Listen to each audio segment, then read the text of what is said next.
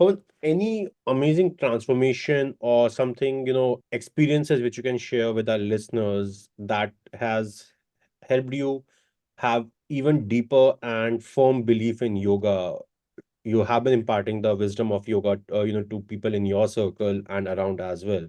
So, have you seen yoga changing lives of people around you? And if yes, how? If you can share some of those instances. So for me, again, I'll start speaking from the I because that is also one of the things we talk in yoga that Yep. uh, we always try to work with ourselves first and then try to Mhm. think about others. But I'll give other example also for now. But I'll give my first example would be my anger issue. So previously I had the anger issue and I was getting irritated or frustrated with so many small things in life. The electricity went and then I got angry, and because that's the time when I wanted most, that time it is going and all. But when I started doing yoga, when I started taking the yoga practice in my life, it's just not that you do anulom vyom with your hands and then clean your nadi, you do this nadi suddhi and all, but the same balancing approach, if we start doing in our life, in my life, then I realized that what I'm doing is more of a reaction of the situation, and I'm not thinking about what exactly the situation is presenting. So there are high chances the situation is giving me the opportunity. So after doing yoga, I started seeing all the problem as the opportunity. So as I was talking about, I have done four startups in my life, and some of them was a big failure. And I see all of them as an experience and all of them as an opportunity to work towards something else. Like I was working with the cotton farmers and marginal community artisans for some clothing brand, and that was also not going well. Currently, I'm working with the invasive species. Which is lantana, which is one of the lantana and pine needles. They are like one of the biggest reasons of forest fires and all. So what I'm trying to say is that over the time, I started reflecting more and I was trying that I will not react to the situations. And that's where over the time my anger issue reduced. And now also, maybe I'm not sure last time when it came, but there are chances that it will come in the future. And so that's where the another concept of yoga come into the picture, which is the acceptance. Mhm. The Mhm. first thing I have to do is I have to accept myself. Until unless I don't accept myself, there are chances that I won't be able to come out of the situation. So to cure my anger issues, also I accept myself that okay, I'm getting angry. It's okay. Next time I just observe that anger, and then over the time it reduce. And again, it is just for the listener that the same thing, that Rome was not built in a day, right? Yep. So same yoga also, it takes time. Everything for that matter takes time. So this is my personal anger issue story. Apart from that, there's one of my students. So he had a back pain, and we work on that with the posture, with the sitting arrangements, and over the whole day how he's behaving. It's not that one hour yoga and you do some gentle massage of your joints and you are done with it. You have to see the entire day, and even how you're sleeping. Like if you're sleeping on a very spongy mattress and all, there are chances that you get the back pain and all, right? So over the time we started seeing every part of his life, and we are starting putting one or the other thing how we can change. Then that's a gradual approach. Again, it's not like first day and I change everything, then on the second day you'll give up, right? So Yep. first day we will start working on the joint, then the second day if we can start working on how you are sitting, third day maybe we can start working on how the sleeping arrangements are there. So over the time, over the years, I saw that the back pain reduced. So these are some of the stories which even keep me also motivated to do yoga more efficiently and to teach also.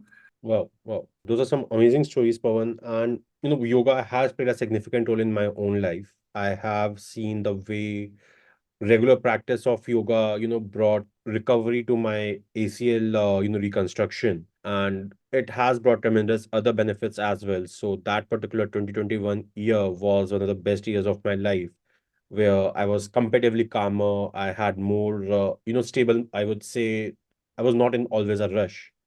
But yes, with lockdown opening up, I started going back to office, and I was not able to continue with my practice, and I could see the difference. So even today, I would not say I'm doing very structured practice of yoga, but yes, I do some asanas and basic 5 minutes of Anulom Vilom in the morning. And the days I'm able to do it, it's not also regular at this time, but it's the days I'm able to do it, I can sense the difference. I can feel the difference in my overall body productivity, my body energy. All of those things are very different.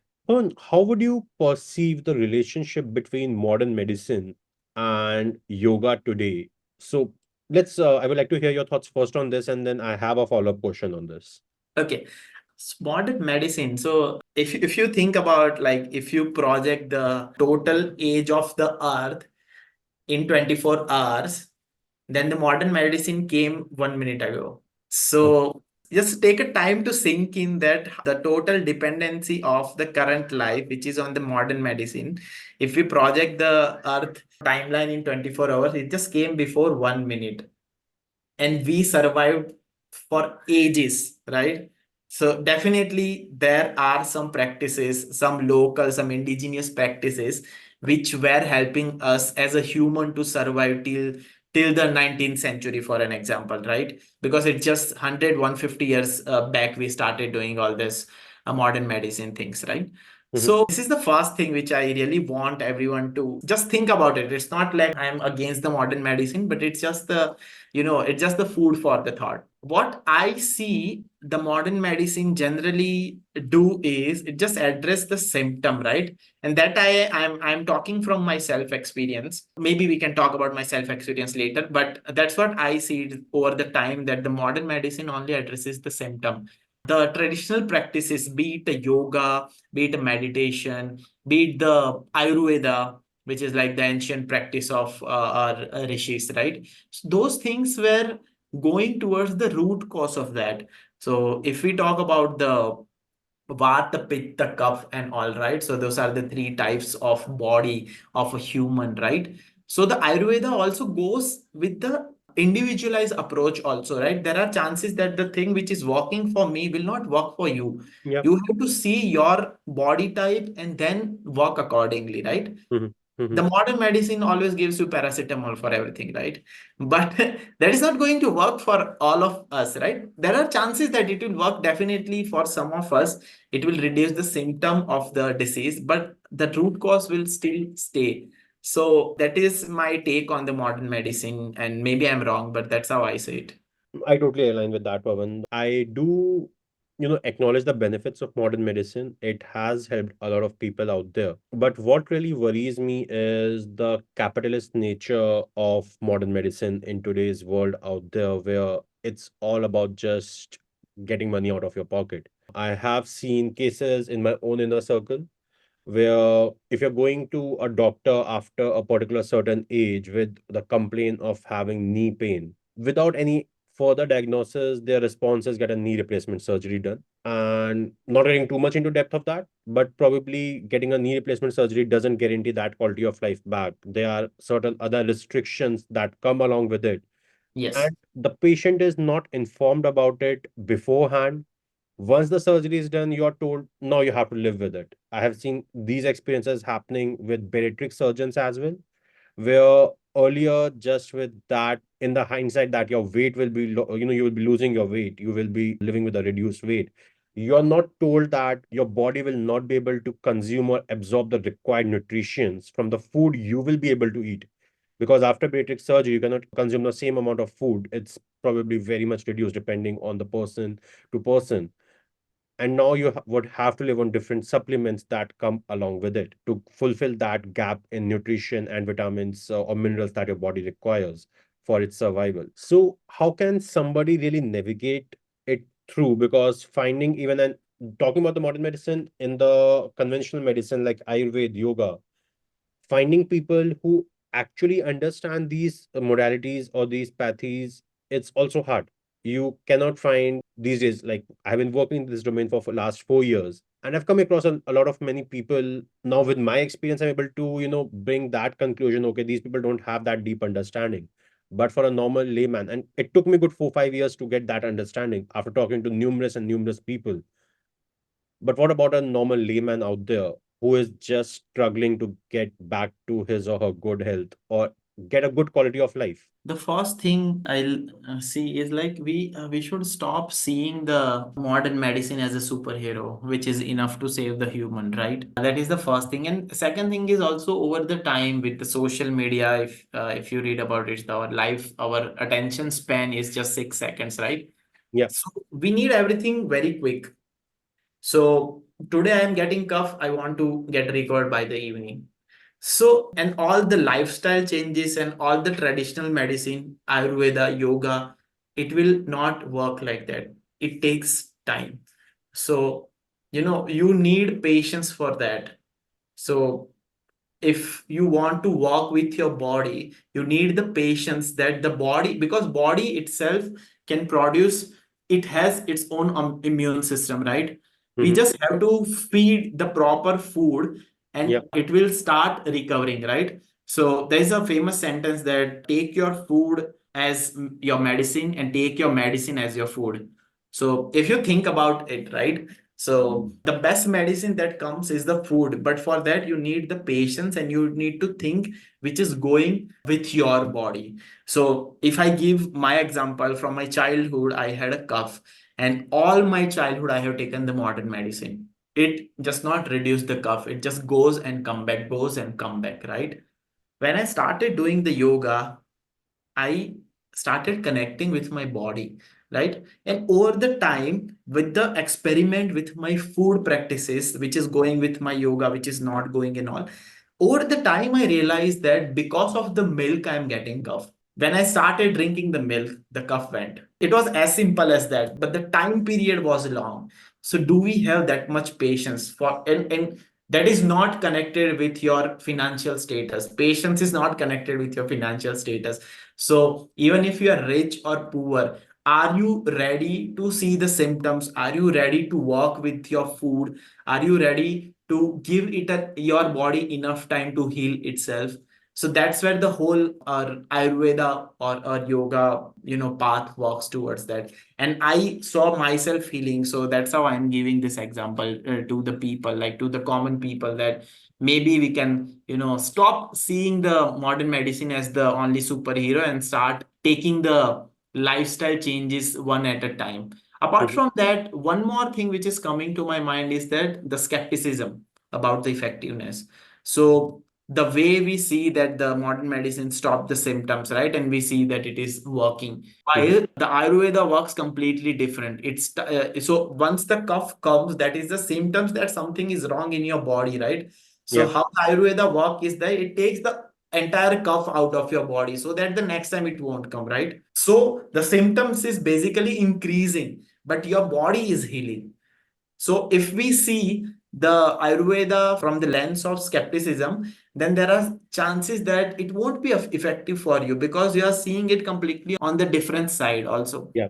Yeah. And the last thing which is coming to my mind is that the way we see yoga or Ayurveda and all this parallel lifestyle changes as an exclusivity. Like we have that this is like, we go to a nature camp for 2 days and then heal ourselves with the yoga or Ayurveda. And it's just the exclusive once or twice in a year. And that's all. I feel that we need to start seeing it as a daily practice, because so the symptoms is not going to go in a day and you're not going to heal also in a day. So it takes a time, it takes months and years. So again, I'm coming back and re-emphasizing the point of patience, that we need to be very patient with our body to give our body a chance so that it start healing itself. I totally agree on that, Pawan, that patience, and another factor, just I would say the alter ego to patience is your consistency. So if you are being patient and you are being consistent, the results can be achieved. But along with having patience and consistency, guidance is something that's imperative. Yes, correct. Yes. So if you're not getting the right guidance, you often leave things in between and just change your path. You're like it's not working out, and often and something that goes in parallel to the guidance is curiosity as well, or communication, where you say that I'm feeling this.